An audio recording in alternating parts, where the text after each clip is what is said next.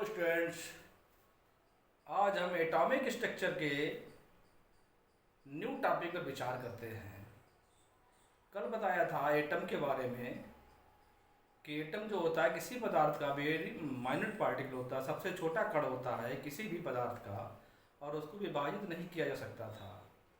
19वीं शताब्दी तक यही कहा गया था कि एटम को विभाजित नहीं किया जा सकता है, लेकिन जैसे ही 20वीं शताब्दी आई थी तो कई वैज्ञानिक आ गए थे, जिसमें से जे थॉमसन, रदरफोर्ड और चैडविक ने बता दिया था कि एटम विभाज्य होता है और यह 3 फंडामेंटल पार्टिकल से मिलकर बना होता है, जिन्हें इलेक्ट्रॉन, प्रोटॉन और न्यूट्रॉन कहते हैं। और कुछ अस्थायी कण थे जैसे न्यूट्रिनो, एंटी न्यूट्रिनो, मेसान, पाइमेसान आदि जो थे अस्थायी कण थे। तो जो मूल कण थे इलेक्ट्रॉन, प्रोटॉन और न्यूट्रॉन, उनके बारे में आज चर्चा करनी है। आज का टॉपिक है डिस्कवरी ऑफ इलेक्ट्रॉन। तो देखिए ध्यान से, डिस्कवरी ऑफ इलेक्ट्रॉन के बारे में आज का टॉपिक क्या है? Discovery of electron. और इलेक्ट्रॉन की डिस्कवरी कहाँ से की गई है? ध्यान देना आपको, कैथोड रेज से।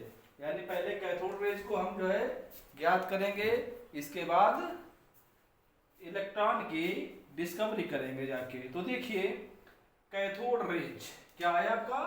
Cathode rays and discovery of electron. Electron कहाँ से आया है?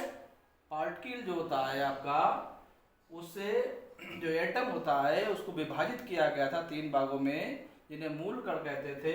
उसमें पहला मूल कण क्या है आपका? इलेक्ट्रॉन है। ध्यान दीजिए आप लोग, इलेक्ट्रॉन की खोज करने से पहले क्या करना है? कैथोड रेज की डिस्कवरी करनी होती है। तो देखिए, देखो क्या किया था 19वीं शताब्दी के अंत में। 19वीं शताब्दी अंत होगा तभी 20वीं शताब्दी आएगी। तो 19वीं शताब्दी के अंत में वैज्ञानिक थे विलियम क्रुक्स 1879 तथा जूलियस प्लकर। कौन वैज्ञानिक थे?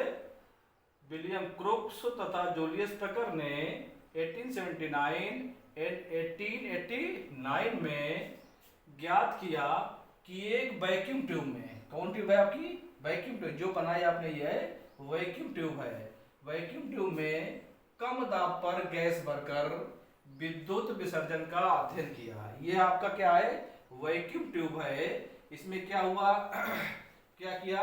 विद्युत कम दाब पर गैस भरकर विद्युत विसर्जन किया और देखा कि कैथोड से आदर्श किरणें निकलकर, कैथोड से आदर्श किरणें निकलकर कहाँ पहुंचती है? एनोड की ओर चलती है। कैथोड से किरणें निकलकर कहाँ चलती है आपकी? कैथोड के सामने वाली कांच पर प्रदीप्त उत्पन्न करती है, निकलती है। और कहाँ चले निकलती है? जो कैथोड की ओर चलती है। कैथोड के सामने वाली कहाँ चलती है? एनोड की ओर। ध्यान दीजिए आप यहाँ पर, कहाँ चलेंगी? जो एनोड की ओर चलती है। किधर चलेगी जाके? एनोड की ओर चलती है। और कैथोड के सामने वाली कांच की नली की दीवार पर हरे रंग का प्रदीप्त उत्पन्न करती है। कैथोड से निकलने वाली आदर्श किरणों को हमने क्या कहा? कैथोड रेज कहा, क्योंकि ये कैथोड से निकल रही थी। अब देखिए फिगर बनाई, ये क्या लिया हमने? ये वैक्यूम ट्यूब है। यहाँ पर क्या किया? कम दाब पर गैस भर दी। कम दाब पर गैस भरकर यहाँ पर कम दाब पर गैस भरेंगे। ये वैक्यूम पंप है। क्या है आपका? वैक्यूम पंप है। अब देखिए इधर हमने लगाया, ये बैटरी लगी हुई है। इसका बड़ा वाला पॉजिटिव होता है और छोटा वाला पार्ट नेगेटिव होता है। तो नेगेटिव से जो जुड़ा होगा जाके वो कैथोड कहलाता है, और जो पॉजिटिव बैटरी से जुड़ा होगा वो इलेक्ट्रोड एनोड कहलाता है। यहाँ पर क्या हाई वोल्टेज का चार्ज देते हैं। बैटरी में क्या करते हैं? हाई वोल्टेज का चार्ज देते हैं। जैसे ही हाई वोल्टेज का चार्ज देते हैं, हम देखते हैं कि कैथोड से, बताया गया है कैथोड से आदर्श किरण पुंज निकलकर कहाँ जाता है? एनोड की ओर जाता है। कैथोड से आदर्श किरण पुंज निकलकर किधर जाता है? एनोड की ओर जाता है। और कैथोड की सामने वाली कांच की दीवार पर हरे रंग का प्रदीप्त उत्पन्न करता है, जिससे ज्ञात होता है कि ये कैथोड रेज है। क्यों कैथोड रेज कहा गया है? क्योंकि ये कैथोड से निकलकर एनोड की ओर जाती है, इसलिए इन्हें हम कैथोड रेज कहते हैं। ठीक भाई, कैथोड रेज क्यों कहा गया है? क्योंकि ये कैथोड से निकलकर एनोड की ओर जाती है, इसलिए इन्हें कैथोड रेज कहते हैं। तो कैथोड रेज की डिस्कवरी कैसे हुई? जाके दो वैज्ञानिक थे, विलियम क्रोक्स और जूलियस पेकर ने कम दाब पर गैस भरकर एक वैक्यूम ट्यूब में कम दाब पर गैस भरकर और हाई वोल्टेज का चार्ज दिया। जैसे हाई वोल्टेज का चार्ज देते हैं तो कैथोड से कुछ आदर्श किरणें निकलकर एनोड की ओर चलने लगती हैं और कैथोड की सामने वाला, ये कैथोड है, सामने वाली कांच की दीवार पर हरे रंग का प्रदीप्त उत्पन्न करती हैं, इसलिए इन्हें हम कैथोड रेज कहते हैं। अब देखते हैं प्रॉपर्टी ऑफ कैथोड रेज कि कैथोड रेज की क्या प्रॉपर्टी हो सकती है। नंबर एक प्रॉपर्टी होती है कैथोड रेज हमेशा सीधी रेखा में चलती है। कैसे सिद्ध करोगे कि कैथोड रेज सीधी रेखा में चलती है? देखो ध्यान से, अगर हम कोई धातु की छड़, ये कैथोड रेज है आपकी, ये क्या चीज है? कैथोड रेज है। अगर इनके मार्ग में, ये वैक्यूम ट्यूब पंप था आपका, अगर कैथोड के मार्ग में कोई धातु रख दे, ये धातु मान लीजिए हमने रख दी, धातु रख देते हैं तो क्या होता है? कैथोड रेज सीधी रेखा में चलती है। मध्य में क्या रख दी हमने? कोई एक धातु रख दी, तो धातु की छाया कहां पड़ेगी? जाके एनोड पर पड़ने लगती है। अगर कैथोड रेज के मध्य में कोई धातु की छड़ रख दे, धातु माने मेटल होता है, मेटल रॉड या मेटल की कोई पार्ट रख दिया जाके, तो कैथोड रेज की छाया कहां पड़ेगी? जाके एनोड पर पड़ने लगती है, जिससे सिद्ध होता है कि कैथोड रेज सीधी रेखा में चलती है। कैसे चलती है भाई? सीधी रेखा में चलती है। कैसे सिद्ध किया?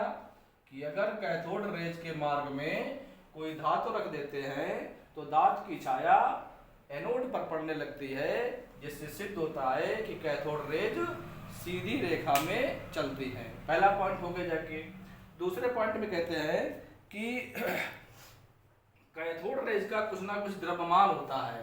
कैसे सिद्ध करोगे कि कैथोड रेज में कुछ ना कुछ द्रव्यमान होता है? अगर कैथोड रेज के स्थान पर क्या कर दें? कोई पहिएदार वस्तु रख दें। ये हमने पहले मेटल रखा था, अब हमने क्या रख दिया? एक पहिएदार वस्तु रख दिया कैथोड रेज के मार्ग में। कैथोड रेज के मार्ग में कोई पहिएदार वस्तु रख देते हैं तो जो पहिएदार वस्तु को ये क्या करती है? घुमा देती है, रोटेट कर देती है। पहिएदार वस्तु को कैथोड रेज रोटेट कर देती है, जिससे सिद्ध होता है कि कैथोड रेज सूक्ष्म कणों से मिलकर बनी होती है। दूसरा पॉइंट क्या कहा हमने? कि अगर कैथोड रेज के मार्ग में कोई पहिएदार वस्तु रख देते हैं तो पहिएदार वस्तु कैसे होती है? घूमने लगती है, जिससे सिद्ध होता है कि कैथोड रेज, दूसरा पॉइंट है भाई, कैथोड रेज सूक्ष्म कणों से मिलकर बनी होती है। सूक्ष्म कणों से मिलकर बनी होती है। कैसे सिद्ध किया? कि अगर कैथोड रेज के मार्ग में कोई पहिएदार वस्तु रख देते हैं तो कैथोड रेज उस पहिएदार वस्तु को रोटेट करने लगती है। इससे सिद्ध होता है कि कैथोड रेज सूक्ष्म कणों से मिलकर बनी होती है। अब देखिए, अगर कैथोड रेज के मार्ग में या यहां लगा दे, कोई धनात्मक प्लेट लगा दी। कैसे लगा दी आपने? पॉजिटिव प्लेट लगा दी। पॉजिटिव प्लेट लगा देते हैं, पॉजिटिव प्लेट लगा देते हैं तो क्या होता है? कैथोड रेज सीधी रेखा में चल रही थी और जैसे ही हमने कोई पॉजिटिव प्लेट लगा दी है तो कैथोड रेज क्या है? धनात्मक प्लेट की ओर मुड़ जाती है। धनात्मक प्लेट की ओर कैथोड रेज मुड़ जाती है, जिससे सिद्ध होता है कि ये नेगेटिव चार्ज होती हैं। अगर हम कैथोड रेज के मार्ग में कोई पॉजिटिव प्लेट लगा दें तो कैथोड रेज पॉजिटिव प्लेट की ओर मुड़ जाती हैं, जिससे सिद्ध होता है कि कैथोड रेज, थर्ड पॉइंट क्या हुआ जाके, कि कैथोड रेज निगेटिव माने धनात्मक, निगेटिव ऋणात्मक होता भाई, निगेटिव चार्ज होती है। सिद्ध हो गया भाई, कैथोड रेज निगेटिव चार्ज होती है। क्यों कैसे सिद्ध किया आपने, कि अगर कैथोड रेज के मार्ग में कोई धनात्मक प्लेट लगा देते हैं तो कैथोड रेज धनात्मक प्लेट की ओर मुड़ जाती है, जिससे सिद्ध होता है कि कैथोड रेज निगेटिव चार्ज होती है, यानी निगेटिव यानी ऋणात्मक प्रकृति की होती है। और एक नंबर चौथा पॉइंट बता रहे हैं आपको कि कैथोड रेज विद्युत विसर्जन नलिका की, कैथोड रेज विद्युत विसर्जन नलिका की दीवार पर, इधर बात, हरे रंग का प्रदीप्त उत्पन्न करती है। ये कैथोड है, ये एनोड है।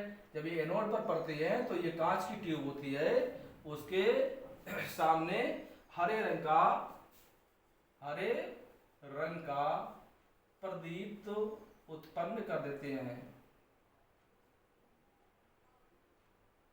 हरे रंग का प्रकाश उत्पन्न कर देती है, ऐसा कर दो भाई, हरे रंग का प्रकाश उत्पन्न कर देती है। ठीक भाई। और एक और पॉइंट लिख सकते हैं हम लोग, कैथोड रेज मेटल की पतली पन्नी को बेध कर पार निकल सकती है। कैथोड रेज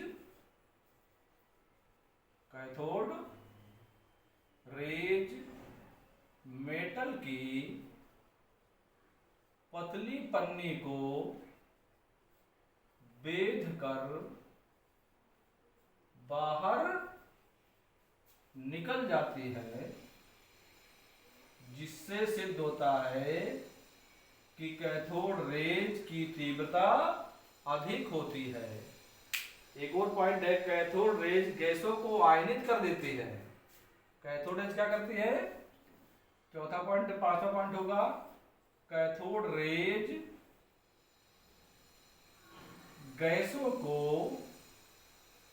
आयोनाइज माने आयनित कर देती है। ठीक है भाई। एक और पॉइंट किए, कैथोड रेज फोटोग्राफिक प्लेट को काला कर देती है। पांचवा पॉइंट, छठवां पॉइंट होगा, cathode rays photographic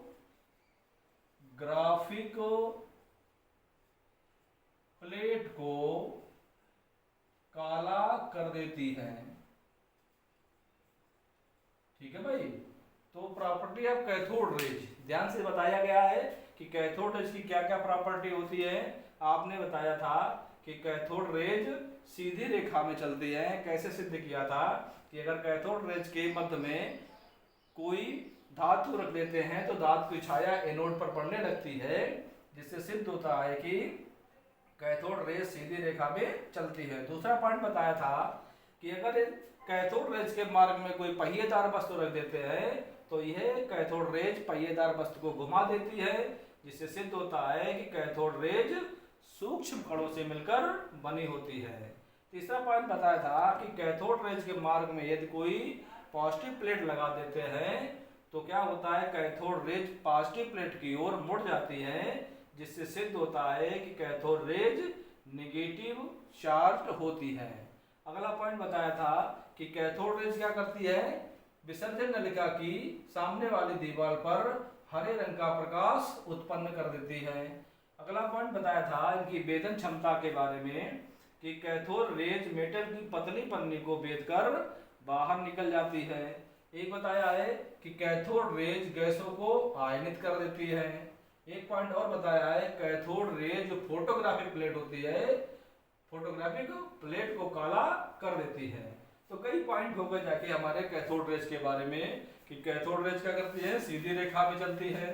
cathode rays सूक्ष्म कणों से मिलकर बनी होती है। कैथोड रेज नेगेटिव चार्ज होती है। कैथोड रेज एनोड के पीछे वाली दीवार पर हरे रंग का प्रकाश उत्पन्न करती है, गैसों को आयनित कर देती है और फोटोग्राफिक प्लेट को काला कर देती है। ये सब की सब प्रॉपर्टी आप कैथोड रेज की है। अब जब कैथोड रेज का पता लग गया है हमें, तो इलेक्ट्रॉन की डिस्कवरी आराम से कर सकते हैं। तो डालेंगे आप discovery of electron, discovery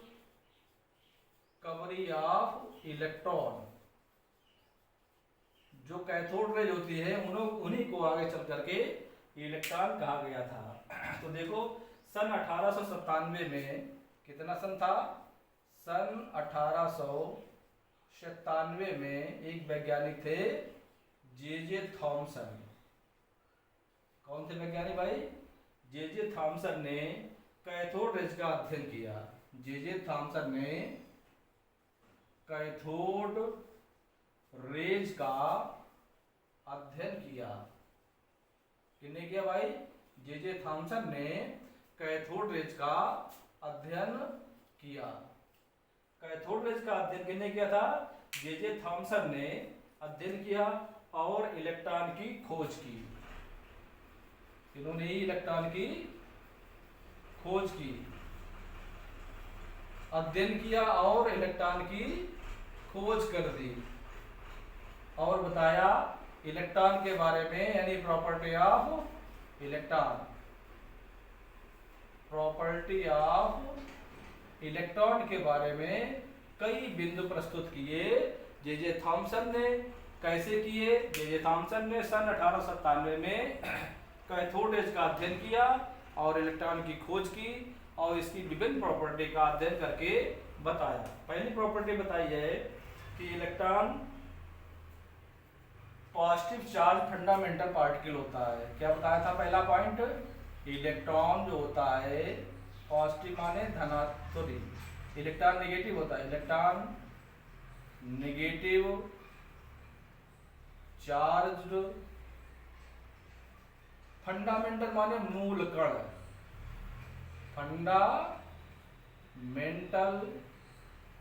particle होता है।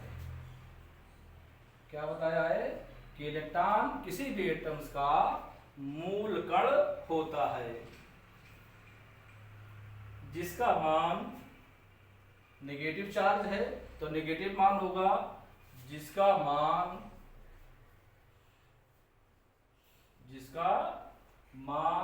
-1.6, कितना है? -1.6 इंटू 10⁻19 कूलाम होता है।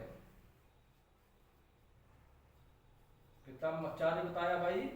बताया atom negative charge fundamental particle होता है, अर्थात इलेक्ट्रॉन किसी भी एटम का मूल कण होता है। और कैसा होता है? नेगेटिव माने ऋणात्मक, चार्ज माने आवेशित, ऋणात्मक आवेशित होता है। और इसका मान कितना होता है? -1.6 इंटू 10⁻19 कूलाम इस पर नेगेटिव चार्ज होता है। दूसरा पॉइंट बताया इन्होंने है कि इलेक्ट्रॉन का द्रव्यमान हाइड्रोजन के द्रव्यमान के, क्या बताया भाई? इलेक्ट्रॉन का द्रव्यमान हाइड्रोजन के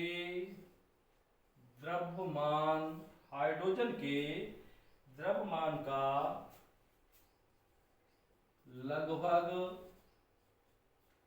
1/1837 भाग होता है। कितना होता है?